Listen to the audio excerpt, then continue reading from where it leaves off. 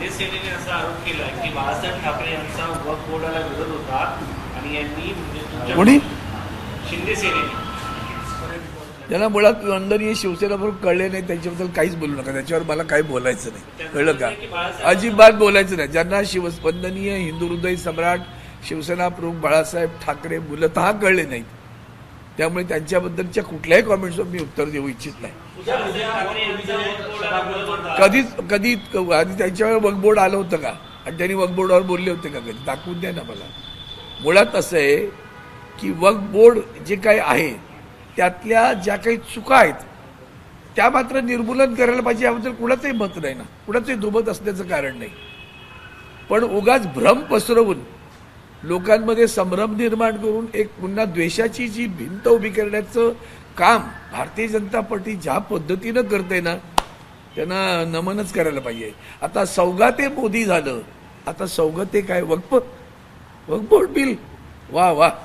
उद्या बिल आणल्यावर तुमची भूमिका काय असेल? मुळात बिलात काय ते बघून भूमिका ठरेल ना. आम्ही जॉईंट पार्लमेंटरी कमिटीची संयुक्त संसदीय दला, त्या दलामध्ये आम्ही सगळेजण होतो. त्यामध्ये सगळ्यात पहिली गोष्ट अशी आहे की त्या बिलाच्या संदर्भात क्लॉज बाय क्लॉज चर्चा होईल. आजही तुम्ही चेअरमनकडे ताबडतोब जा इथून उठल्यानंतर आणि त्यांना विचारा, तुम्ही संबंध ह्या जॉईंट पार्लमेंटरी कमिटीच्या बैठकांमध्ये क्लॉज बाय क्लॉज चर्चा कधी घेतली, कुठं घेतली आणि त्याचं तुम्ही मिनिट्स आहेत का, एवढंच विचारून द्या.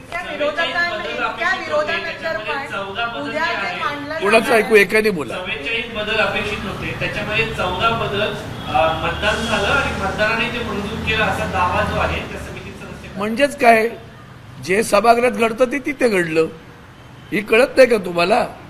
तुम्ही असा प्रश्न जेव्हा विचारता तेव्हा तिथेही आम्ही मायनॉरिटीतच होतो ना, तिथेही आम्ही अल्पच होतो.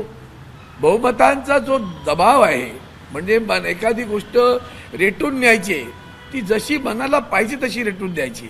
खरं तर आम्ही सगळ्यांनी मिळून प्रत्येकाने त्याचे एक डिसेंट नोट म्हणतात त्याला, विरोधाची एक नोंद केलेली आहे, निवेदन दिलेलं आहे. पुन्हा आम्ही काही सुधारणा सांगितल्या, त्या सुधारणा जर अंतर्भूत केल्या वक्फ बोर्डाच्या बिलामध्ये तर निश्चितच त्याचं स्वागत पण करता येईल.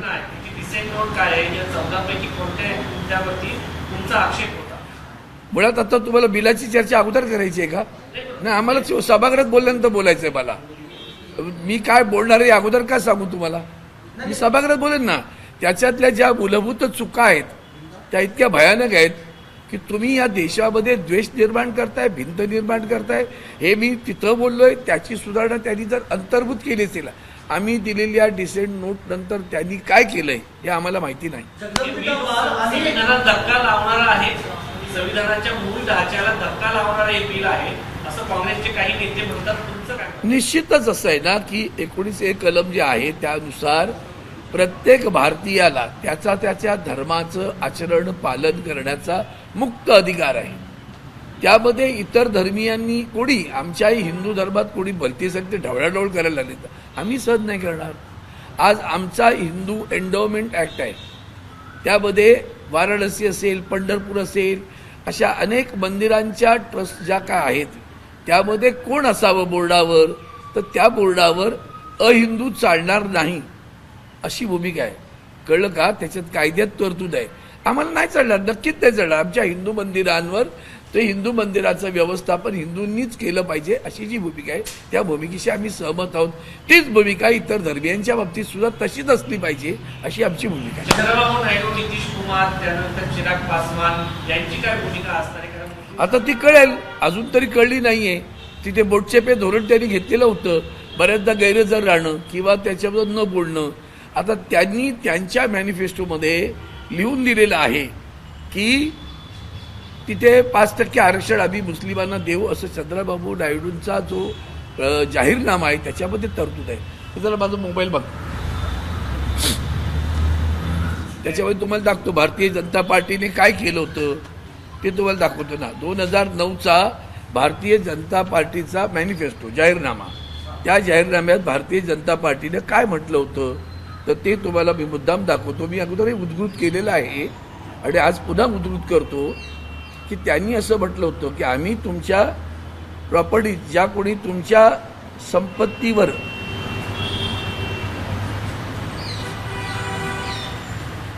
जर एन्करेजमेंट केलं असेल, हे त्यांचा मॅनिफेस्टो आहे बघा. The BJP will examine the recommendation of the joint parliamentary committee regarding work properties headed by Shri K Rahman Khan, deputy chairman Rajya Sabha, and would in consultation with the Muslim religious leaders take steps to remove encroachment from unauthorized occupation of work properties. हा बीजेपीचा manifesto.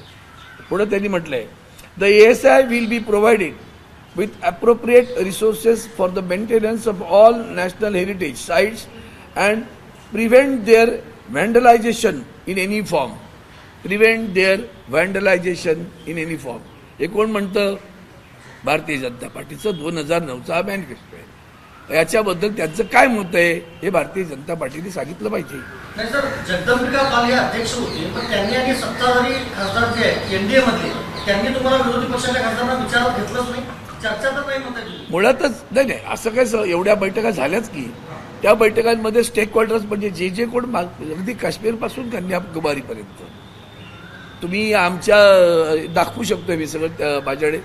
त्यांनी आम्हाला असं सांगितलं की पुढच्या बैठकीमध्ये आपल्याला clause by clause चर्चा करायची शेवटच्या काळामध्ये. आणि त्याच दिवशी सांगितलं की नाही आता ती चर्चा नाही होणार, काश्मीरच्या प्रतिनिधींना आम्ही बोलवलंय मुस्लिमच्या, आणि मग ती चर्चा शेवटपर्यंत झाली नाही. मुस्लिमांमध्ये सुद्धा अनेक वर्ग आहेत, त्या सगळ्या वर्गांचं प्रतिनिधित्व करणाऱ्या ज्या म्हणून संस्था आहेत त्यांना बोलावलं गेलं, त्यांचं ऐकलं गेलं. पण त्यांचं ऐकलं गेलं म्हणजे ऐकून घेतलं फक्त. आणि मग त्यांच्यातल्या काही सूचना होत्या, त्यांच्यात सुद्धा काही लोकांना त्रास होतो की मग काही वेगळी वर्गवारी आहे त्याबद्दल मांडतात. म्हणून मला आश्चर्य वाटायचं, वनवासी कल्याण आश्रम, भारतीय जनता पार्टी, कर्नाटक युनिटी यांचा काय संबंध या बिलाशी? म्हणजे त्यांनी आमच्या बिलाच्या बैठकीत स्टेक होल्डर्स म्हणून वनवासी कल्याण आश्रम आलं होतं. त्या वनवासी कल्याण आश्रमांच्या अनेक जागा ज्या आश्रम आहेत ते वन खात्याच्या जमिनीवर अनधिकृतपणे उभे आहेत. त्यांनी हे सांगावं. विधेयक मांडण्याच्या आधी काँग्रेसनं बैठक ठेवलेली आहे 9:30 वाजता राहुल गांधींच्या उपस्थितीमध्ये. काँग्रेस जोरदार विरोध करण्याची शक्यता आहे. करतील, त्यांनी विरोध करायचा, आम्ही काय करायचं हे आम्ही ठरवणार. आम्ही विरोध म्हणजे आमचं म्हणणं आहे की त्या वक्फ बोर्डाचा 1995च्या कायद्यामध्ये ज्यांनी वक्फ बोर्डाच्या जमिनींचा गैरव्यवहार केला त्याला सक्त म्हणजे 2 वर्षाची सक्त मजुरीची शिक्षा होती.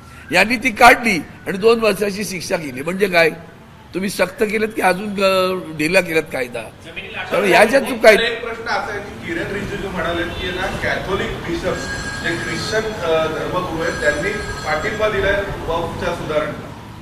सुधारणा हा शब्द नेहमीच चांगला असतो, त्याला आमचाही सुधारण्याचा पाठिंबा आहे.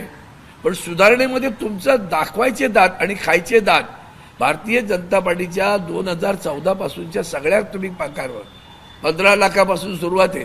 खायचे दात, दाखवायचे दात. मला सांगा, जीएसटीला सगळ्यात जास्त विरोध कोणाचा होता हो? माननीय पंतप्रधान मोदींची सगळी भाषणं काढा ना.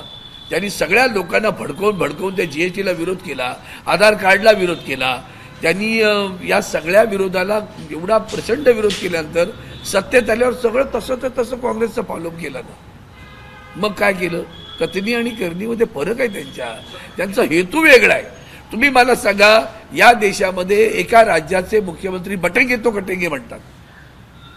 हा वक्फ बोर्डाचा सन्मान करण्याचा विषय आहे की आणखी मुस्लिमांचा सन्मान करण्याचा विषय आहे की सबका साथ, सबका विकास, सबका विश्वास याचा संबंध आहे का? दाखवून द्या मला त्यांच्या अगदी माननीय पंतप्रधानांच्या वक्तव्यांपासून.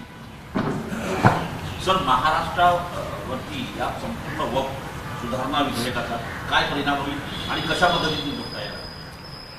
बघा, मुळात असं आहे की मोगलांनी आपल्या देशावर 650 वर्ष राज्य केलेलं आहे. त्यामुळे त्यांचे अवशेष असणार.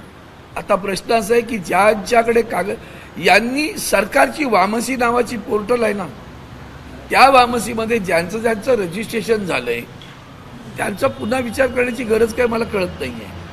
काही गोष्टी चुकीच्या नक्कीच घडल्यात. म्हणजे मग आमच्या मुंबईमध्ये त्यांचा तकियाखाना विकला गेला. तो कोणी विकला?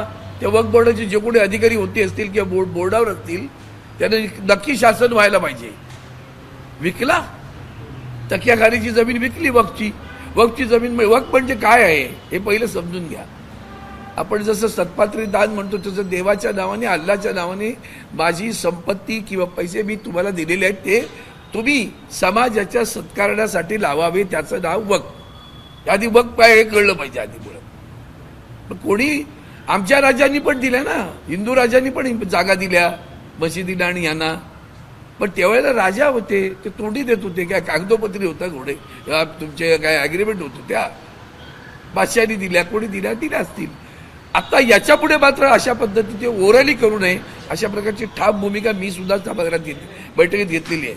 कुठलंही दान हे ओरली होता कामा नये, तोंडी होणार नाही, ते कागदोपत्री निश्चितपणे सिद्ध करून दिलं गेलं पाहिजे. म्हणून त्याचा सत्कारणी उपयोग केला. जमिनी दाटून काही उद्योगपतींना देण्याचा काही ग्रामीण असा अलीकडच्या काळात अनेक उद्योगपतींना मोठ्याच्या ठिकाणच्या जमिनी दिल्या गेलेल्या आहेत. त्या काढून घेण्याची हिंमत दाखवा. माझं म्हणणं हेच तर आहे ना. मग ज्या कोणी भ्रष्टाचारी मार्गाने गैरव्यवहाराने जमिनी कुणा श्रीमंतांना दिल्या असतील ते काढून घेण्याची हिंमत हे सरकार दाखवणार का? ती दाखवा. स्वागत करू ना, दाखवा ना. सर, एक महाराष्ट्रातला प्रश्न आहे. जे सुरेंद्र भाजपचे आमदार आहेत त्यांनी दावा केलेला आहे की खोक्या भोसलेच्या आडून माझा खून करण्याचा, मर्डर करण्याचा प्रयत्न काही लोकांकडनं घाट घातला गेला होता अशा पद्धतीचा दावा त्याच्यावरती हरिण मारल्याचा आरोप ठेवण्यात आला. हरिण हे लॉरेन्स बिश्नोई यांचं पवित्र असतं आणि त्यांच्या धर्मामध्ये, आणि त्यांनी हरिण मारणे म्हणून त्या गँगला ऍक्टिव्हेट करण्यात आलं आणि त्यांना मारण्याचा प्रयत्न करण्यात आला असं सुरेंद्र सांगतात. मला कल्पना आहे या सगळ्या गोष्टीची. जी गोष्ट विश्वासार्ह आहे की नाही ती माहिती नसताना त्याच्यावर कुठलंही भाष्य करणं मला योग्य वाटतं. एक प्रश्न आहे, रेडी रेकनरचे दर वाढवण्यामागे नेमकं गणित काय? कुठला दर वाढवला? रेडी रेकनरचे दर वाढवले आजपासून. बघा हे आहे ना, म्हणजे मुळात तुमच्या लक्षात येतंय का, महागाई गगनाला भिडलेली आहे. आलं कळलं?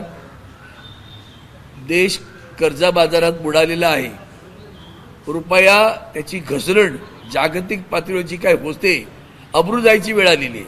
आणखीन एक आठवण झाली. बरं, रुपया घसरल्यावर माननीय पंतप्रधान जेव्हा पंतप्रधान नव्हते तेव्हाच त्यांचं भाष्य ऐकून घ्या. रुपया घसरतो तेव्हा मनमोहन सिंगांबद्दल त्यांनी जे वक्तव्य केलंय ते जसं तसं पुन्हा दाखवा, मग कळेल की मनमोहन सिंगांबद्दल आत्ताचे आदरणीय पंतप्रधान रुपया घसरताना काय बोलले होते. रेडी रेकनर वाढवण्याचं कारण त्या मुळाशी जा. तुमचा इंडेक्स खाली जातोय, तो कसा वाढवायचा त्याचा व्यर्थ प्रयत्न एवढंच मी सांगतो.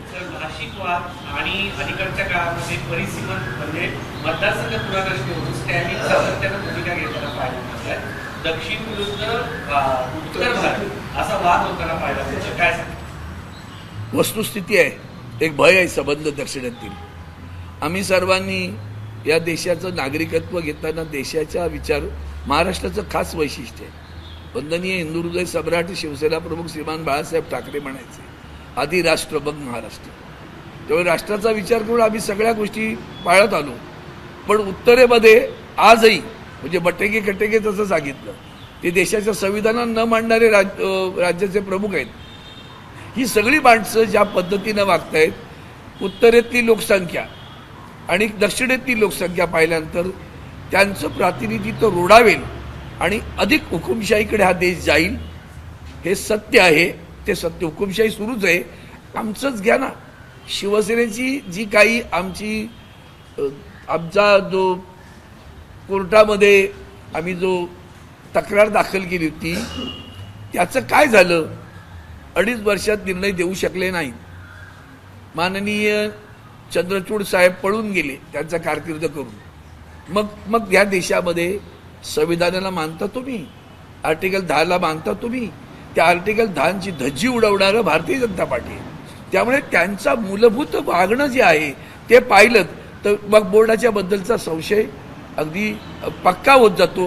कारण ह्यांच्या कथनी आणि करणीमध्ये फरक आहे. सगळ्या संस्था, न्यायिक संस्था ज्याला म्हणून आपण अगदी इलेक्शन कमिशन पासून सगळ्या संस्था वेठबिगार असल्यासारख्या वागतायत. त्यामुळे वक्फ बोर्डाबद्दलच्या सुद्धा यांची पावलं ही संशयास्पद नक्की आहे. एबीपी माझा, उघडा डोळे बघा नीट.